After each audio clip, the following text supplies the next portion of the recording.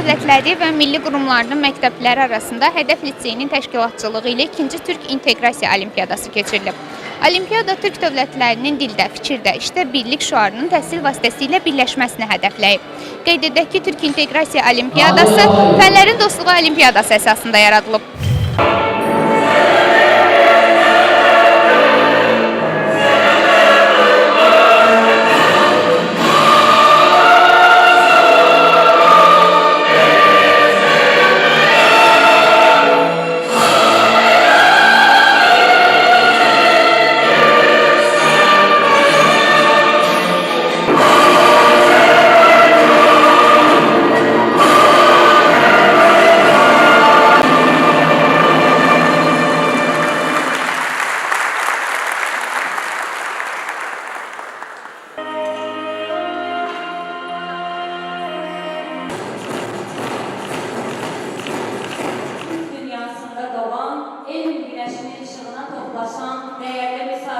Bugün biz 2-ci Türk İnteqrasiya Olimpiyadasının bağlı çoxluğuyla qarşılaşıb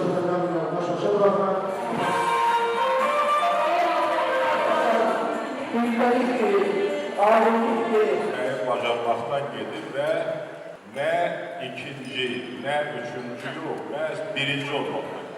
Ben sizi öz adından ve temsil ettiğim Dövlət Komitəsi adından ürəkdən salamlayıram. Bəli, bizim ailəmiz Türk Dünyası ailəsidir. Cənab Prezidentin keçən and içmə mərasimində səsləndirdiyi bu ifadə bizim üçün bir mayak oldu. Bizim Fənlərin Dostluğu Olimpiyadamız vardı. Neçə ildir bunu həyata keçirirdik. Burada fənlərin dostluğundan ifadə olunan suallar hazırlanır. Ona görə biz bunun adını qoyduq Türk İnteqrasiya Olimpiyadası. Məqsəd Türk gənclərinin ədəbiyyat, mədəniyyət, coğrafiya, tarix, hətta elm, fizika, riyaziyyat, kimya biliklərinin ortaq mədəniyyətin təşkil olduğunu ifadə eləməkdir. Ona görə hazırladığımız bütün suallar bu formatdadır və düşünün təqribən 8 ölkədə keçirilib birinci tur. Bugün də final mərhələsini keçirmişik. Bütün uşaqlar Moldaviyadakı türklərdən tutun, Qazaxıstan, Qırğızstan, Özbəkistan, Kıbrısdakı uşaqlara qədər hamısı eyni suala cavab verir.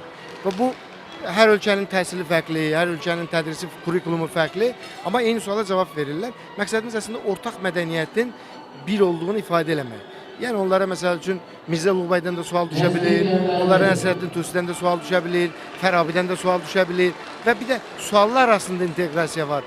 Yəni türk dili ilə riyaziyyat, türk dili ilə fizika baxımından sevindirici haldır. Hal-hazırda ölkəmizə təqribən 100-ə yaxın xarici ölkə vətəndaşı gəlib, müəllimlik, şagirdlik və bunlar olimpiyadanın mükafatlandırmasında iştirak ediblər. Həm başımızı gəziblər, tariximiz ilə, mədəniyyətimiz ilə güclü, əmin Azərbaycanla tanış olublar. Məqsəd əslində buydu. Türk Dövlətləri Təşkilatına gedən yolun gənclərdən gücləndirilməsinə xidmət eləmək. Məncə amalımıza çatmışıq. Bu il 2 yeni qərar almışıq. Bir, hər il başqa bir ölkədə keçirilməsi ki, artıq bu ilki qərarımız bəllidir.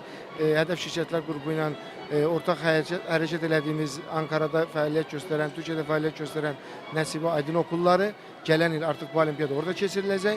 Həmçinin sonraki illərdə isə başqa ölkələrimizə. Bir də olimpiyadanın kuboku müəyyənləşdi. Artıq təsis elədik və bu qızıl alma olacaq və sözsüz ki, mənə də bu sevindiricidir. Sizlərə uğurlar arzulayırıq. Füzat da həmişə türkçülüğün yanında durub. Bu baxımdan sizə və sizin komandanıza minnətdarlığımı bildirirəm. Sağ olun. Bugün Azerbaycan'ımıza bu Türk devletlerinin düzenlediği olimpiyat yarışmaları için geldim. Nəsibə Aydın okullarından da öğrencilerimiz katıldı. Ve Türk devletlerinin çocuklarının bu şekilde olimpiyatlara hazırlanması, bu yarışmaların yapılması çok gurur verici. Bundan çok mutlu oldum. Bugün çocuklarımız sınavda ter döktüler ve arkasından madalyaları şu anda dağıtılıyor. Plaketleri veriliyor çocuklarımıza. Bugün için özellikle geldim. Bir de bugün Türk Günü Azerbaycan'da da büyük bir coşkuyla kutluyoruz.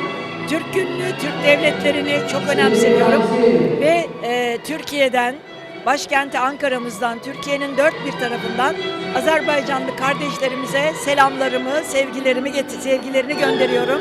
Hepsi sizleri sevgiyle kucaklıyorlar.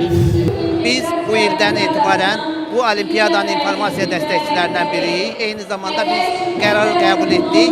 Akıllı balaqçısı ödülünü təsis elədik Kaçven olaraq. Akıllı balaqçısı ödülünü bu il Kıbrıs'dan olan finalçıya verdik və qərara gəldik ki, Kıbrıs'ın dövlətçilik haqqı tanınana qədər hər il Kıbrıs'dan olan finalçılara bu mükafatı verəcəyik. Bu cür tədbirlərin keçirilməsi, bu cür olimpiyadaların keçirilməsi Türk dövlətləri, Türk respublikaları arasında əlaqələrin gücləndirilməsi baxımından xüsusi əhəmiyyətə malikdir. Bilirsiniz ki, bugün bu əlaqələrin daha da güclənməsi üçün dövlətlər müxtəlif addımlar atırlar. Siyasi baxımdan Türk Dövlətləri Təşkilatı yaradılıbdır.